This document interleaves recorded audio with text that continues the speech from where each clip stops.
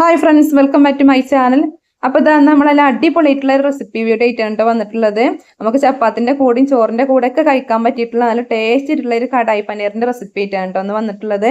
അപ്പോൾ എല്ലാവരും video skip ചെയ്യാതെ തന്നെ കാണാൻ ശ്രദ്ധിക്കണേ, എന്നാലേ എന്തൊക്കെ ഇൻഗ്രീഡിയൻസ് ചേർക്കണം നിങ്ങൾക്ക് മനസ്സിലാവുള്ളേ. പിന്നെ നമ്മുടെ ചാനൽ ആദ്യമായിട്ട് കാണുന്ന പുതിയ കൂട്ടുകാർ ആരെങ്കിലും ഉണ്ടെങ്കിൽ ഒന്ന് സബ്സ്ക്രൈബ് ഒക്കെ ചെയ്യട്ടോ. അതുപോലെ തന്നെ വീഡിയോ കണ്ടിട്ട് നിങ്ങൾക്ക് ഇഷ്ടമാണെങ്കിൽ ലൈക്കും ചെയ്യാൻ മറക്കരുത്. അപ്പോൾ നമുക്ക് കടായി പനീർ എങ്ങനെ ഉണ്ടാക്കണം നോക്കിയാലോ.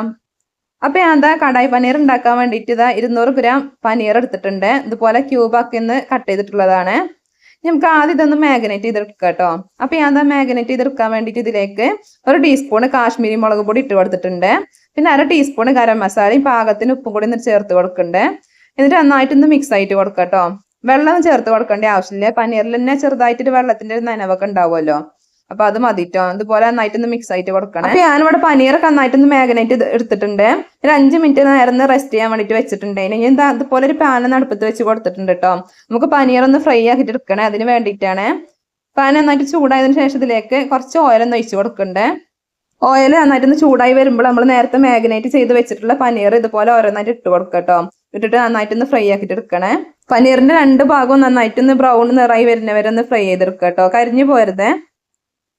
അപ്പൊ ഞാൻ പനീർ ഇതുപോലെ തിരിച്ചു മറിച്ചൊക്കെ ഇട്ടിട്ട് ഒന്ന് ഫ്രൈ ചെയ്തെടുക്കുന്നുണ്ട് കേട്ടോ. അപ്പൊ നമ്മളെ പനീർ ഒരു ഭാഗം നന്നായിട്ടൊന്ന് ബ്രൗൺ നിറായിട്ട് വന്നിട്ടുണ്ട്. ഇനി മറ്റേ ഭാഗം ഇതുപോലെ ഒന്ന് മറിച്ചിട്ടിട്ട് ഇതുപോലെ ബ്രൗൺ നിറാണ് വരെ ഒന്ന് ഫ്രൈ ചെയ്തെടുക്കുന്നുണ്ട്.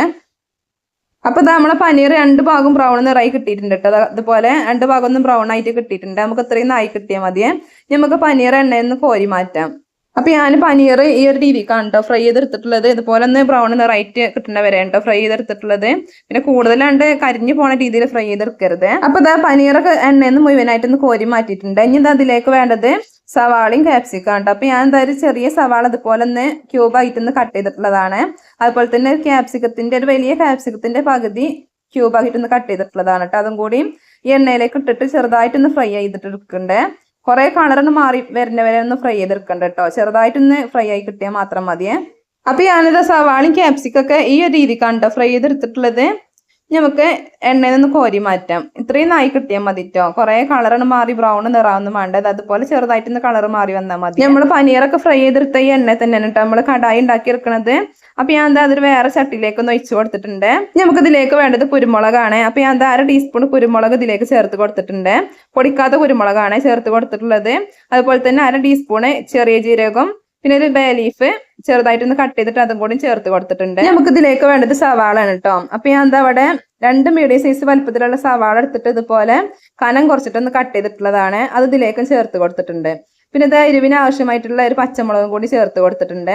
പച്ചമുളകിന്റെ അളവൊക്കെ നിങ്ങൾക്ക് എരിവിനനുസരിച്ചിട്ട് എടുക്കുക കേട്ടോ. ഞാൻ ഇപ്പൊ ഇവിടെ നല്ല എരിവുള്ള മുളക് ആയതുകൊണ്ടാണ് ഒന്ന് എടുത്തിട്ടുള്ളത്.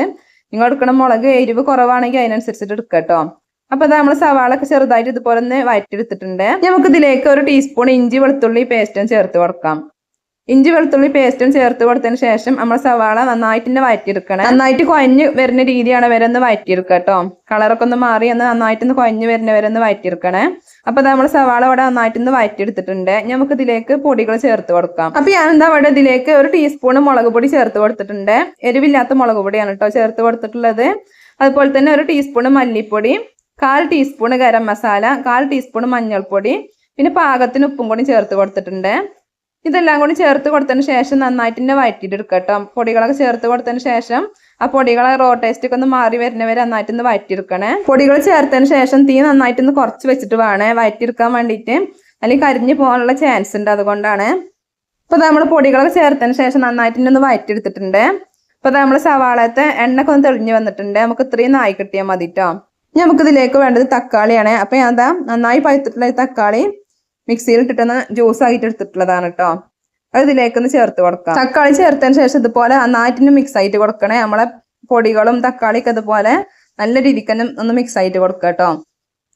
അപ്പൊ ഞാൻ അതുപോലെ നന്നായിട്ടൊന്ന് മിക്സ് ആക്കി എടുത്തിട്ടുണ്ട്.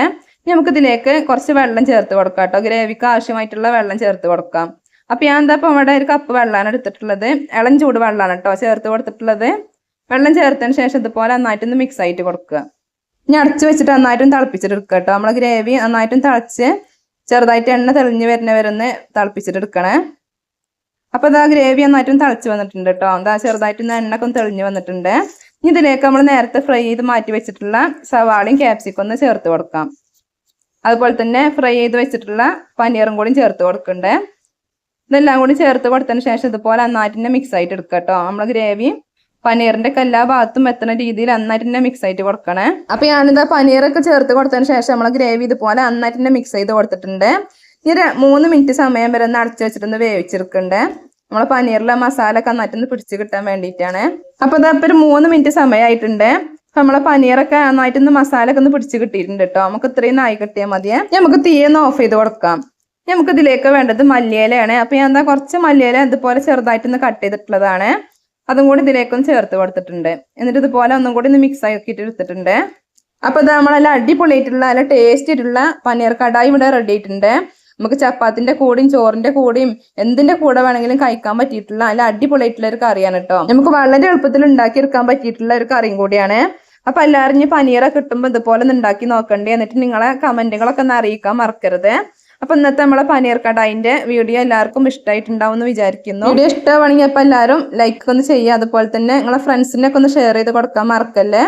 അപ്പൊ മറ്റൊരു വീഡിയോയുമായി വീണ്ടും വരാം. അസ്സലാമു അലൈക്കും.